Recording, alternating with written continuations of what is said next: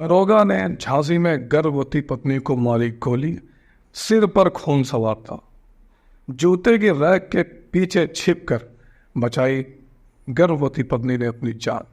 ये जो गोली कांड हुआ है, ये झांसी के बंगरा चौकी प्रभारी शशांक मिश्रा ने घरेलू विवाद के चलते अपनी पत्नी को गोली मारे। शशांक मिश्रा ने अपनी पत्नी को गोलियां क्यों मारी, इसके पीछे की क्या वजह थी, क्या दहेज था या फिर घरेलू कोई और वजह, मामले को विस्तार से जानते हैं।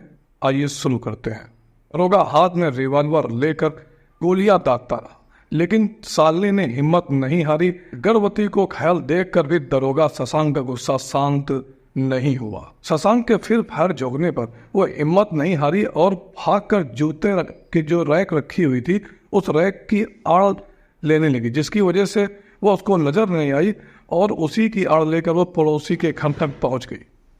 वहां पहुंचने के बाद उसकी जान बची।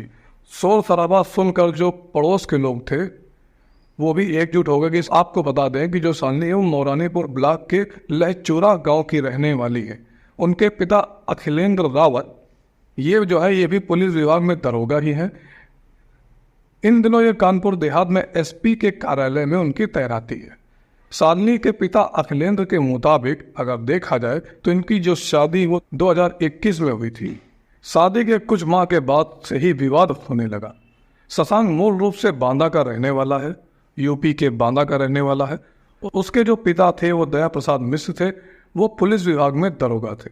लेकिन 2015 में एक बीमारी के चलते उनकी मृत्यु हो गई और 2016 में शशांक को मृतक आश्रित यानी अनुकंपा के तौर पर अनुकंपा कोटे में इनको नौकरी मिल गई अपने पिता की।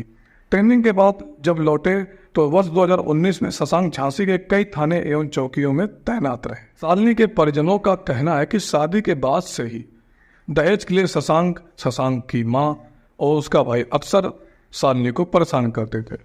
करीब 25 लाख रुपए दहेज में देने के बाद भी 50 अंगूठी की मांग की जा रही थी। सालनी के पिता ने हत्या की साजिश रचने का आरोप लगाया है। उधर एसएसपी राजेश एस का कहना है कि मामले की जांच के आदेश दिए गए हैं, जल्द ही रिपोर्ट देने को कहा गया है। बताया जा रहा है कि ये जो विवाद है, ये जो शशांक मिश्रा के जो भाई थे और जो उसकी माँ थी और उसकी बहन मिलकर उसको भड़काते थे कि ये जो शादी हुई है इसमें तुमको जितना भी पैसा मिला है, जितना भी दहेज मिला है, ये कम मिला है। और इस वजह से शशांक के दिमाग में सब चीज़ें घूमती थी। कहीं ना कहीं कुछ इन चीज़ों का भी असर हुआ होगा। जो मामला हुआ है, इस मामले में एक और बात सामने आती है कि ये लोग जो है दहेज को खुद ही बढ़ावा देते हैं। इनको बस सरकारी नौकरी वाला एक लड़का चाहिए और कहीं भी अपनी बेटी को झोंक देते हैं। जो आदमी आपसे आज 20 लाख की डिमांड कर रहा है, 10 लाख की डिमांड कर रहा है, वो कल को आपकी बेटी को परेशान भी कर सकता है। अगर आप लोग किसी नॉर्मल घर में भी शादी कर सकते हैं, नॉर्मल घर में शादी करिए, क्यों नहीं करते हैं? ये लोग खुद ही दहेज को बढ़ावा देते हैं। ये लोग खुद चाहते हैं कि अच्छे से अच्छा घर मुझे मिले, मेरी बेटी वहाँ पे खुशी से रहे। लेकिन ये नहीं पता कि जो लोग पहले से ही पैसे से संपन्न हैं, उनको आप पैसा अगर देते हैं तो उनको उसकी कोई वैल्यू नहीं होती है। इतने बड़े घर में आप बराबरी में शादी करेंगे तो वो आपकी वैल्यू कैसे करेंगे?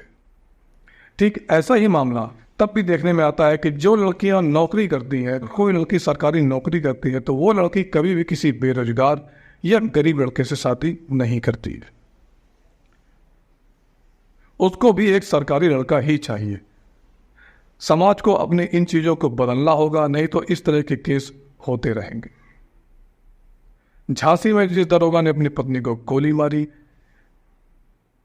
विवाद कुछ भी हो सकता है, पत्नी से उसकी नहीं बनी या फिर उसके भाई ने, उसकी बहन ने, उसकी माँ ने भड़काया होगा, जो भी है।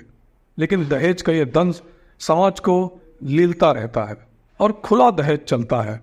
अगर आप किसी भी नॉर्मल सरकारी नौकरी में है तो 10 से 15 लाख रुपए, दरोगा है तो 25 से 30 लाख रुपए, IAS PCS है तो उनकी तो कोई बात ही नहीं, वो तो करोड़ों के नीचे बात ही नहीं होती है। तो ये समाज हमारे द्वारा ही बनाया हुआ है, इसको ख़त्म भी हम लोगों को ही करना होगा। ये जो मामला हुआ है इसमें अभी पुलिस जांच कर रही है, आगे देखना होगा क्या होगा। इस तरह की और भी न्यूज आपको इस चैनल पर मिलती रहेंगी। इस मामले में आगे क्या होगा इसकी खबर भी इस चैनल पर आपको मिलेगी। तो अगर चैनल में नए हैं तो सब्सक्राइब करें, अगर पुराने हैं तो लाइक और शेयर करें। धन्यवाद।